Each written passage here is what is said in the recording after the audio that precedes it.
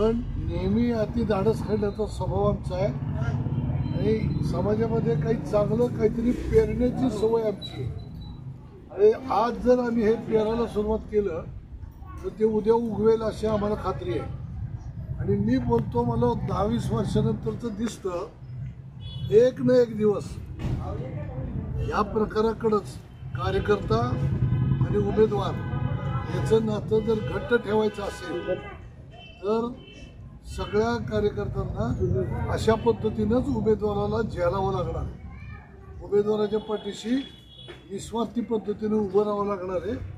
त्यासाठीचं म्हणून जो काही विचाराची बैठक जी लागते विचाराची बैठक निर्माण करण्याची गरज आहे आणि ती बैठक जर असेल तर कितीही गरिबीतून कार्यकर्ता गरीब जरी असला तरी अवास्तव पद्धतीची मागणी कधी करणार नाही।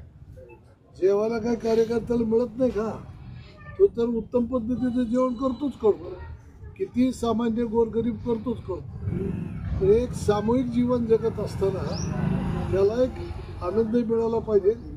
पण त्याचा विपर्यास इतका मोठ्या प्रमाणावरती होत गेला की लोकांमध्ये एक वेगळ्या पद्धतीची भावना निर्माण झालेली आहे। जो समाज आहे त्रयस्थ समाज तो लांबून बघतो या राजकारणाकडं तर त्या समाजाला सुद्धा या राजकारणाकडे बघण्याची जो त्याच्या अँगल आहे तो बदलायचा जर असेल ते निस्वार्थी कार्यकर्त्याची फळी ही निर्माण करावी लागेल। त्यासाठी मी मध्यंतरी कार्यकर्त्यांना म्हणलं तुम्हाला भूक लागली वेळ बघता खा वडापाव खा आवाज तो काहीतरी मटणाचं जेवण पाहिजे घेऊन जेवण तर काय देऊच की निवडणूक झाल्यावरती रोज म्हणलं तर पाहिजे ती जेवण देऊ जेवणाचा विषय नाही। पण उमेदवाराला या ठिकाणी अडचणी निर्माण करणं उमेदवाराला या ठिकाणी त्रासदायक काही गोष्टी करणं हे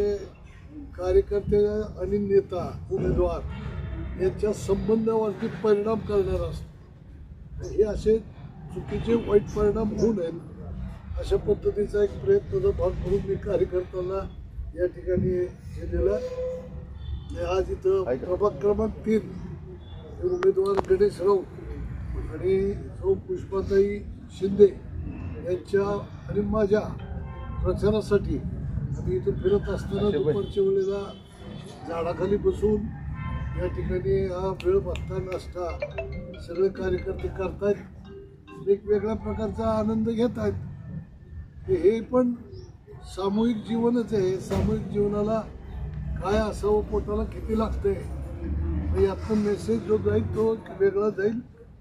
या पद्धतीचा संस्कार कार्यकर्त्यावरती घडवण्याकरता प्रयत्न तरी कुणी केला पाहिजे। त्याचा प्रयत्न हे रत्न मोठं आहे। प्रयत्न हे रत्न सर्वापेक्षा श्रेष्ठ आहे का तर सर्व काही प्राप्त करून घेण्याचं सामर्थ्य फक्त प्रयत्नात आहे। त्यामुळं प्रयत्न आमचा असा राहील तो संस्कार चांगल्या कार्यकर्त्यांवरती घडेल आणि यातूनच या समाजाला एक वेगळं वळण लागण्याचे या ठिकाणी एक सवय लागेल आणि हा यू टर्न आता कुठंतरी मारला पाहिजे। हा जर यू टर्न मारला नाही तर समाजातला मतदार जो आहे तो आज राजकारणाकडं अत्यंत वाईट पद्धतीनं बघतोय। या आता पूर्वीच्या काळात आमची चर्चा करायची लोक राजकारणावरती आता तीच लोक की ज्यांचा दैनंदिन राजकारणाशी संबंध नाही ते म्हणतात नका बोलू त्या राजकारणाचं काही इतर सांगा काय असतं तुम्ही असा त्रागा समाजाला होतोय। तर त्या समाजाला एक वेगळ्या पद्धतीचा खात्री देण्यासाठी या राजकारणातलं जे काही वाईट रूढी परंपरा आहेत त्या बाजूला सारून जे खऱ्या अर्थानं लोकशाही जिवंत ठेवण्यासाठी कार्यकर्ता संघटन आणि निस्वार्थ बुद्धीनं काम करणारा वैचारिक लेवलची काम करणारा कार्यकर्ता अशा पद्धतीचा कार्यकर्ता घडवणं हे निवडणुकीच्याच प्रोग्राममध्ये शक्य असतं इतर वेळेला नसतं।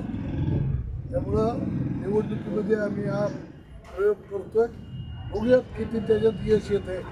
आम्हाला कल्पना आहे की इकडं सगळं काय असतं ते तुम्हीच सांगितलं पण माझ्या इथला कार्यकर्ता भेळ भत्ता खाऊन सुद्धा माझं काम करू शकतो हे मला सगळ्या समाजाला दाखवायचं. यात तुम्ही पण भेळ भरता